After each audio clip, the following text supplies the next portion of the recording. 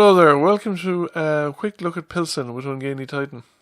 I had one game on Pilsen today. It was my T28 prototype. It was the first game, and I just set up a quick use of the replay technology that they've given us to do a quick free camera tour of the map for those people who haven't yet had the opportunity to see it in game and do their own free camera tours. So we're here on the northwestern side and we are looking east. So my initial foray is going to be along the northern edge of the map, looking south mostly, south and east. So you can see the centre is dominated by a very large warehouse factory complex. The whole western side of the map is actually dominated by buildings.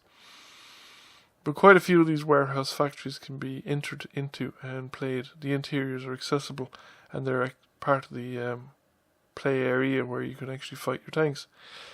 Now we're down to the southeastern corner where the red team spawned. We're going back up along the eastern side of the map, so you can see this is basically open countryside, a lot of hilly terrain, plenty of opportunities, I'd say, for hold down, particularly with low profile tanks.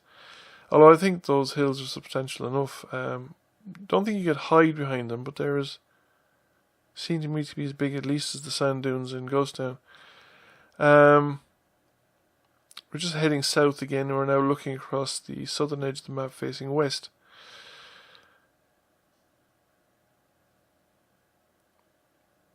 I think that's beyond the map edge. So now we're looking north along the eastern side of the map. That structure there is the central warehouse that just dominates the whole centre of the map, and we're heading into the western side of the map, and you can just see more and more structures. The extreme southern end is relatively open, but there's walls and stuff like that, there's sightline obstacles, but they look destructible. Quite a few factory warehouse complexes on the western side of the map, and that are all accessible. You can enter into them and look around. A few through roads that are easily, should we say, visible at any rate.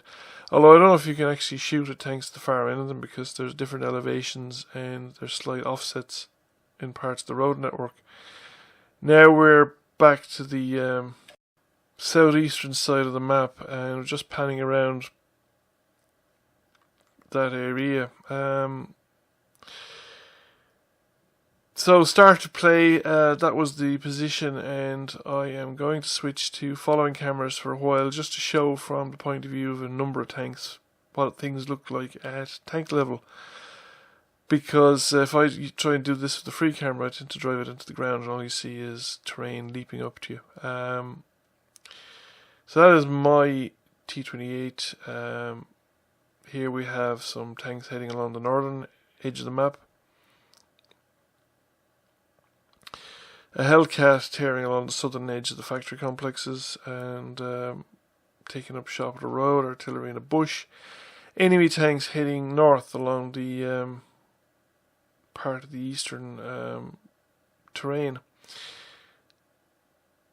And some people heading in towards the centre, towards that central factory complex where a lot of the fighting effectively took place later on in the game.